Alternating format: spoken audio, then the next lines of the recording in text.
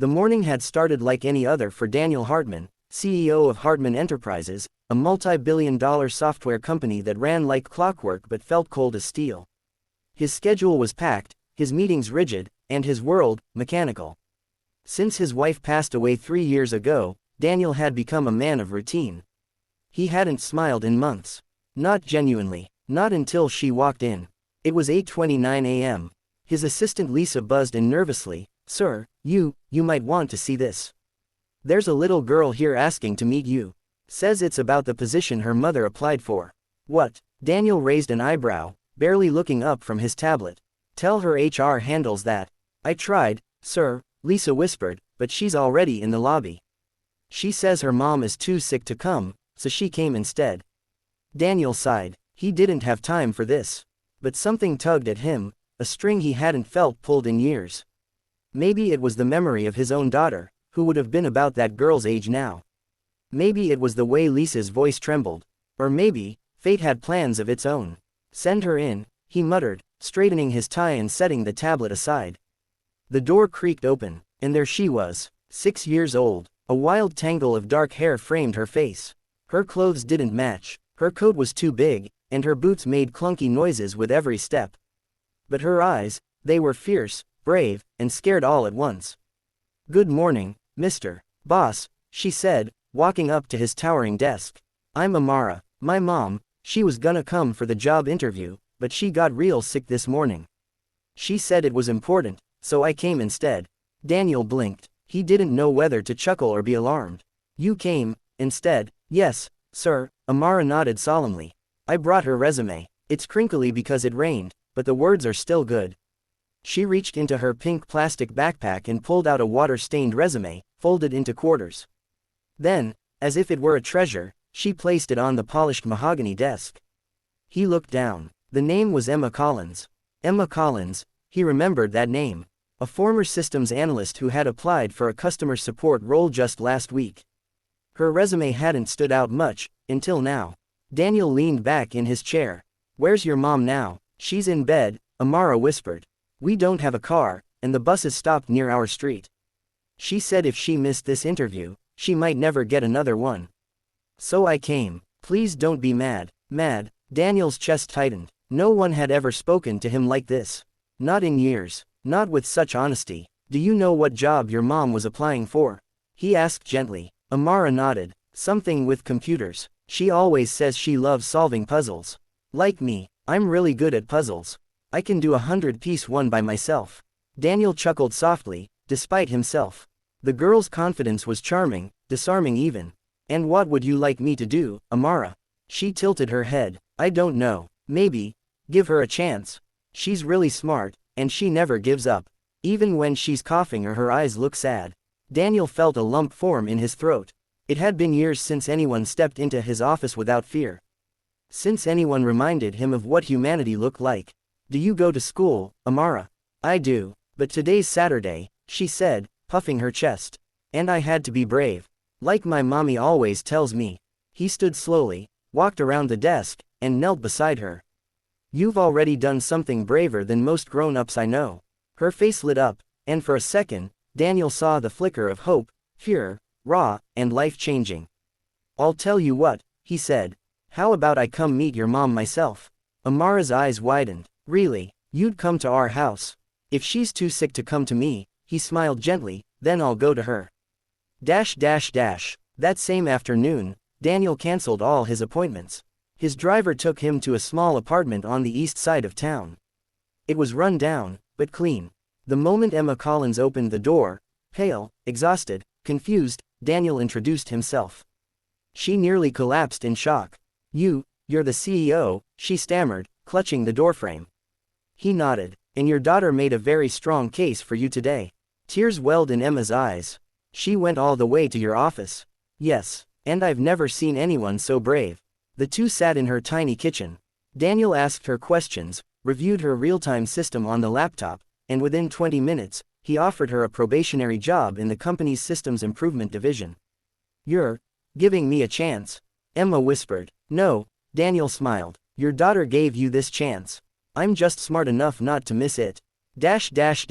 End of chapter 1. Right arrow if this story is touching your heart, make sure you hit that like button and subscribe for part 2, because what happens next will surprise you even more. Emma had never felt so seen in her entire life. By the time Daniel left her small apartment that day, she had a job offer, a laptop that actually worked, courtesy of Daniel's assistant who arrived hours later, and more importantly, something she hadn't had in years, hope. But the one who smiled the most was Amara. She skipped around the living room humming victory tunes while her mom stared at the job letter in disbelief. Daniel, however, wasn't done. That night, sitting alone in his penthouse office, Daniel stared at a child's drawing Amara had handed him before he left. It was a crude crayon sketch of him, her, and Emma, smiling, with big colorful hearts above their heads. At the bottom, in crooked letters, it said, "Thank you for seeing us." And Daniel, he cried. He hadn't cried in years, not when his wife passed, not when he buried himself in boardrooms and deadlines. But tonight, something shattered inside him, and made room for something new. 2 weeks later, Emma joined the company with little fanfare. Daniel insisted her probation be treated like anyone else's. But he personally assigned her a project no one could solve. A customer experience system had crashed during an update, and 12 engineers had failed to revive its logic pathways. When Emma fixed it in 72 hours, Daniel personally handed her the keys to a full-time position. "Your puzzle-solving talent," he said with a smirk, "is exactly what we've needed."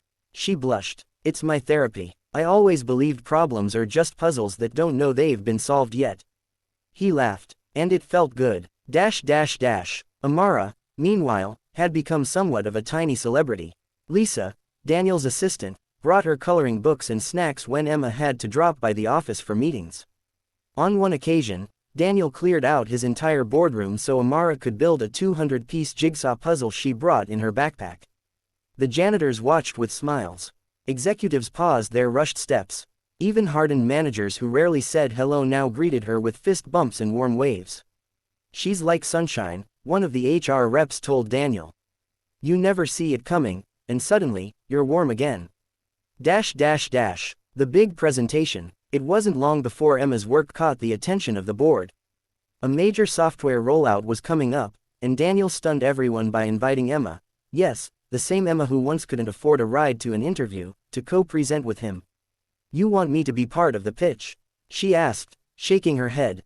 "You solved a system 12 engineers couldn't crack," he said. "You're not just ready, you're essential." Nervous but proud, Emma practiced every night. Amara watched her mom rehearse and even created flashcards with doodles and tips. "Remember to smile, Mommy," one card said. "You're a superhero." The day of the pitch. In a gleaming boardroom filled with suits and cold coffee, Emma stood beside Daniel. She had never been in a room so silent, so heavy with judgment and pressure. But then, Daniel did something shocking. He turned on the projector and, instead of opening the company deck, he clicked on a scanned image. It was the crayon drawing. Amara's drawing. And with a soft, proud smile, he said, "This company doesn't just run on systems. It runs on people, and sometimes, when the world is cold, a little child walks into your life, and reminds you why we do what we do." He turned to Emma and nodded. Emma's voice didn't shake, her hands didn't tremble, she spoke with the calm fire of a mother who had fought too many storms to be silenced now. And when she was done, the room erupted in applause. That day, Heartwarming Enterprises secured the biggest client in its 20-year history. 3 months later, Emma was promoted to lead systems analyst. Daniel created a new policy. Single parents applying to the company would get flexible scheduling and in-office childcare support. He named it the Amara Initiative. During the launch, Emma gave a speech. But it was Amara who stole the show. She walked on stage, climbed into Daniel's arms like it was the most natural thing in the world, and said into the mic, "This is my friend Mr. Boss. He helped my mommy, so I'm helping him smile again." The crowd laughed and clapped. Daniel's eyes watered again. That night, Daniel invited Emma and Amara to dinner at his house. Just the three of them. No suits, no titles, just laughter, board games, and warm soup. Amara fell asleep on the couch while Daniel read her a bedtime story. And as Emma picked her up, she whispered, "I still can't believe you came to our door." He looked at her and replied, "I didn't come to give you a job, Emma. I came because your daughter reminded me what I had lost." They stood there, both a little broken, both healing. And in that quiet space, something else bloomed. Not business, not charity, but family. Final scene, voiceover to end the video. Sometimes, life sends angels in small shoes. If you believe in second chances, and in people who see past paper resumes, then let Amara's story remind you, kindness can change destinies. So if this story touched your heart, hit that like button, subscribe, and share it with someone who needs a little hope today. Because one brave little girl changed an entire empire with just her courage, crayons, and love for her mom.